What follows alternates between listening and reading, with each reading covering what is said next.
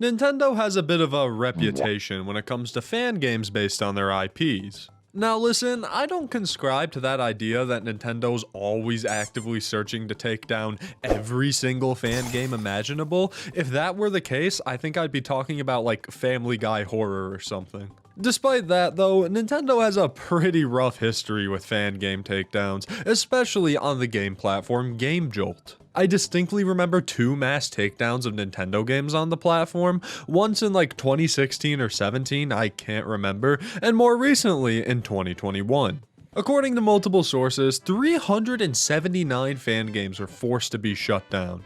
Now, I actually learned from a fan game developer friend that this was because creators were starting to make money through advertising on Game Jolt. Game Jolt had an external program where people can download the games using their application, and they did have a program where game creators can have ads to show so they can make money. But regardless, this was a tragic loss for the Nintendo fan game community. One of my personal favorites that got taken off of the website was Super Mario Dolor. I never really knew what that title meant. I thought it was just like a silly, wacky Mario term, but turns out that Dolor just means pain in Spanish, so not as wacky as I thought it was.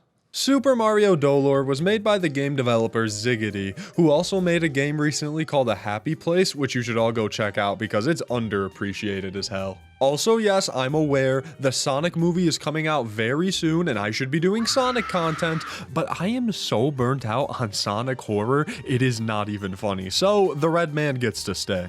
Anyways, at first glance, Mario Dolor seems like your pretty standard Mario fan game, maybe even a parody game by the looks of some of the graphics. But if you had the foresight to, well, look at the title of this video, then you may know that there's a little bit more to this game than it may seem. Honestly, Mario Dolor is one of my favorite Mario horror games, not only because I love the uncanny valley look of the whole game, but also because it's actually fun. It's a shame that this game got taken down from Game Jolt, but hey, at least it's up on archive.org now. And now the Internet Archive is in danger of being shut down. Is the world just out to get this game? Do the world governments just meet up once a year and then set out to find and take down Mario Dolor? Eyeball piranha plants, shadow Marios, copyright issues, all of these terrifying things and more will be discussed as we dive into Super Mario Dolor. Super Mario Pain. I don't like that one as much. We open up on the star of Mario's game gallery taking a nap, when all of a sudden, Bowser comes to town. Better hurry up and stop that dastardly turtle. You could probably tell by looking at it, but this whole game was made in Blender. Before I knew about this game, I didn't even know you could make games in Blender. That is crazy. Alright, where's the first person to make a game in Source? Filmmaker. It's a pretty standard goal you've got here. Platform through these standard levels and make it to Bowser's Castle. Look at my man Mario. That soulless husk of a stare really shows his spirit. He obviously used code TOADBUP at gamersupps.gg to get 10% off his order. I'm sure a delicious cup of mango tea flavored Crusaderade is what got him hyped up for the mission. The game looks very off. It's not just the funky 3D models, but the stock graphics and fonts used. Everything just feels so artificial, but the game was totally going for that look, so it does a great job at that. The first level has you going through a pretty standard Mushroom Kingdom level, with just the greatest Mario remix playing in the background. You know that meme so retro when it'd make fun of like games or companies or whatever making really bad pixel art? What is the fan game equivalent of that? We need a word for it. You can stomp other Goomba, get other coin, standard Mario procedures here. The entire level culminates in a boss fight against a piranha plant, or at least I think it's a piranha plant. Listen, I counted it in my Smash Bros video, so therefore, it's the plant. It's a fairly good first boss fight. You only have to stomp the plant 3 times to win, but it gives you enough of a challenge to kind of force you to learn how this game functions. The game plays and controls fairly well, but sometimes the hitboxes just don't want to function. You could see this more later in the game, but sometimes things that hit you just don't hit you, and things that shouldn't hit you do. Beat the potential piranha plants and make it to the end of the first level. Alright, or run out of time like my dumbass did. Why did Mario fly off the edge of the screen like that? He's so silly. This is where the game gets even more off-putting, as the level no longer functions properly. Enemies are gone, you can't hit anything, and like every other bait-and-switch horror game, everything eventually goes to absolute shit. Hell, I've literally talked about multiple games like this on my channel before. Granted, all of these bait-and-switch Mario horror games mostly do it in unique ways, and Dolor was pretty early to the trend. I'm still tired of seeing it. Can we get a creepypasta game that starts horrifying and bloody, and then ends as like Wario Land 4 or something? You now must go through this black and red hellscape as a now very timid Mario. I do love the color scheme here. I'm a sucker for black and red, so really, I'm not surprised. You once again come face to face with the plant, but this time that's definitely not a piranha plant. I could say that safely. Dodge the spikes and lasers while Mario bleeds to death and make it to the flag. Okay, I was just joking about him bleeding out, Jesus Christ. It's fine though, because Mario's dead body goes past the flagpole anyways, and you move on to the next level. That's the type of drive and willpower I need in my life. Being able to achieve your goal after bleeding to death. That's the dream right there. The second level in typical Mario fashion is an underground one. It irks me that Mario makes his 64 sound effects, but he's in 2D. That's just not right. Oh god, I sound like one of those people who care too much about Sonic's design. I have the sudden urge to change Mario's arm color. After reaching the end of the level, the pipe you're on glitches out as you plunge into the void. Wait a second. Plunge? Was that a My Mario game reference? And plunge into the void Mario did. I think he died again. Add it to the dead Mario counter. Your main goal in this level is to hide from the giant gray Mario in the sky. Every now and then he looks in on you and will instantly kill you if you don't hide in time. Wait a second, what does that name tag on him say? Oh god, they do target Mario Dolor! Run for it! As long as you aren't too greedy with trying to move forward, you can easily avoid the gaze of Super Monochromio here and move on to the boss fight. Oh, I forgot to mention that there's a green star in every level. More on those later though. The boss fight this time around is a chain chomp. It's a pretty easy fight, but learning when he bounces around at first can be just a little annoying. After fighting him for a while, he goes into spooky mode and you've just gotta land a single hit.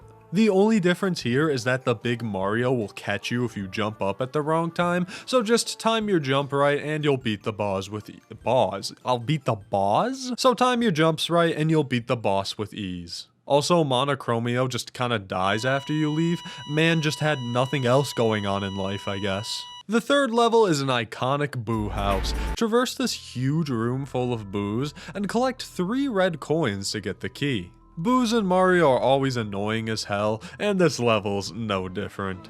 I've played through the first 3 levels of Dolor like a million times at this point, so it was pretty easy for me at least. Moving past the locked door, a bunch of scary Mario arms are just kinda hanging from the ceiling. Yeah, I've got this problem too. I think it's a type of mold, or maybe even a fungus? You get it? Because it's like Mario? Super Slendio grabs you from the shadows and then teleports you into this level's spooky alternate. I will say that an issue I've got with this game is some of the level theming. I feel like we've had a fairly consistent horror theme throughout, this harsh, bloody red and black look. Throwing in what essentially is just the SCP Foundation, I feel like doesn't make a ton of sense, but I mean, it's not a huge detriment. This level and its enemies just feel a little out of place is all. For this part of the level, you've got to sneak around to avoid these Marios a lot, luring them into pits, hiding in closets, disappearing into nothing, all valid tactics here. It all culminates in this one strange red room, with this person sobbing to themselves. Do they do anything harmful? No, but Mario doesn't have time for a big dumb stupid crybaby, so you could just peace out immediately.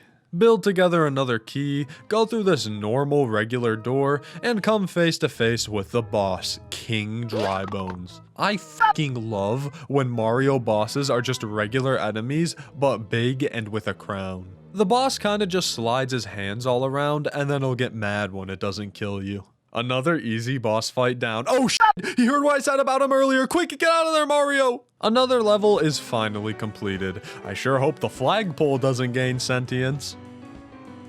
I knew that son of a bitch was alive. After dealing with an actual moving goalpost, the crying red crybaby idiot stupid head appears again and slowly says the words, "It was not yo." Unfortunately, I broke the game and then fell off the map before he could finish. Nice going, Toad chump. Anyways, if you don't break the game, you can eventually reach the flag and move to level 4. Why did he do that? Next up is the underwater level. I love the underwater Mario music, so hearing this softer rendition of Dire Dire Docks was a real treat. You know the drill by now, the level's fairly normal, something goes wrong, spooky time. This time the pipe just doesn't work. I honestly thought that I was doing something wrong until I just realized that I had to follow this floating Mario corpse. Now, how I fell for this game's deception after playing it multiple times? I'm a Dragon Ball fan, we're not very smart. Everything's pretty quiet for a bit, but we know for a fact a monstrous beast is on the loose. And that loose beast, who happens to be monstrous, chomps up Mario out of nowhere, forcing you to platform through the eel's body. I would have hated this shit as a kid. I've always had a thing with shrinking down and going into people's bodies. As a kid, I hated that one SpongeBob episode where they did it with Squidward, and the Futurama episode. Gave me the creeps. All you've got to do to survive is avoid these acid pools and then figure out one of those puzzles where you have to like turn all the lights on, but then when you hit a light, the ones next to it like turn off. Is there a name for this? I really don't know. Eventually, these little dead Mario start swimming towards you, which raises the tension a little, but it was still pretty easy to make my way out of the eel. After a cutscene straight out of Franbo, back to happy-go-lucky Mario time. This time you're thrown into a standard sky level. I swear to God, if this game ends up being a huge Mario is on shrooms joke, I will Super Mario run into oncoming traffic. The boss this time around is a giant squid in the sky, who forces you to dodge bullet bills and their giant tentacles. All I'm gonna say is, should have given him a crown, it would have been better. No scary twist ending this time, just a regular flagpole. The last level is finally here, Bowser's Castle. The last level is finally here, Bowser's Castle. Similar to other castle levels in Mario games, you've got your lava pits, fireballs, thwomps, it's all you could ask for. Remember way earlier in the video when I said the hitboxes were weird as hell? These thwomps definitely show what I meant by that. That shit did not hit me. Fight Bowser as per usual, which I really love when he flops off the map like Mario does, and finally, well, you get nothing. It's empty, and once again, I thought I broke the game, so I just hopped into the lava like any other normal person would. I got a game over after this, which was really weird because you have no lives, but the weirdness was immediately validated when I was thrown into a whole new level. This is the true final castle, where you fight the true final boss, the weird Shadow Mario that's been stalking you the whole game. I don't really know what to call this guy. The Wikipedia House of Horror Brews, which is a Wikipedia for a bunch of Mario horror stuff, says its name is The Shadow, but honestly, I don't like that. So I'm gonna be calling him Giggles. I call him that because I kinda giggled when he lunged toward the screen really slowly. My friend Tom said he looks like a Francis. He does not look like a Francis. He looks like a Giggles. That's it. That's final. This boss fight has a lot more going for it than the other ones. Giggles has 3 attacks he starts off with. His eyeball tornado, hand lasers combined with spikes, and these key blasts that fly across the screen. The hand lasers were without a doubt the worst, because once again, those janky ass hitboxes made it so hard to determine if I would run into his hands or lasers whenever I landed. And don't even get me started on when you hit him 2 times, because then he turns purple. Never trust a purple guy, you never know what they're plotting. When you hit them enough though, they go into this overdrive mode where they not only speed up their attacks, but they introduce this Medusa stare that's a one-hit KO. I was so confused the first time he did this. I was standing 1 second and then I wasn't. I won't lie, I struggled for over half an hour to beat this guy. I feel like once you've got the patterns down well enough, and you've got some decent RNG with where your jumps land during the laser section, you could beat Giggles fairly easily. After stomping on his head enough times, he falls off the castle like Mongo in Shrek 2 did. Mario walks past the fallen Giggles on the ground, and all of a sudden, we cut to reality. Mario appears to have been taking some sort of pills. Thank God it was just pills though. I was fully prepared for mushrooms, I swear. So it turns out Mario was actually taking antidepressants this whole time. But how do we know this? Well, you can actually find out by playing the best ending. What? You thought a Mario horror game wasn't gonna have multiple endings? Are you stupid? Are you dumb? I mentioned earlier that there are these green stars sprinkled throughout the map. If you manage to collect all 5 of these, you could find this star door in the final level and fight the true final boss of the game. Nothing too notable about how you get the stars, except that there's one hidden in the secret Babam battlefield level. To get to this level, after you deal with your little game of prop hunt, you just have to backtrack on the level screen to the glitched out area. You gotta fight King Babam to get the star though. Welcome back, Mario enemy with a crown on your head. I missed you dearly. He's a little annoying because you've gotta time these bomb throws to hit him, but really it's nothing difficult. Wrangle in all 5 stars from the various levels, make your way to the star door, and you can finally fight the true boss. Luigi? From Luigi's Mansion 3? The boss fight is pretty similar to the Giggles one, except now you fight a giant evil Luigi instead of Giggles. This ain't Giggles anymore though, this is Green Giggles. Once again, not too much different from the last boss fight, he's just tougher and faster. If you manage to beat Green Giggles, you once again wake up in reality, but this time Mario decides to pick up these flowers on the table. As he slowly walks in this void, credits begin to roll as it's revealed that Mario was placing flowers down for Luigi. This was all just Mario battling with the loss of his brother. That's why he was on the medication. Through this ending, Mario is finally able to move on and be in peace. Also, there's a bad ending where Mario walks in the void as a voice talks about pain and suffering. Brutal stuff, but who cares? I'll take an evil Luigi boss fight over that in a heartbeat. And that marks the end of Super Mario Dolor, a very unique experience in the genre of Mario horror. It's definitely one of my favorites, maybe not the best, but I do still find it a really fun time. I love the goofiness of the graphics. It not only nails that uncanny valley vibe, but when things start glitching out and going wrong and whatnot, the 3D models really assist in amplifying that feeling.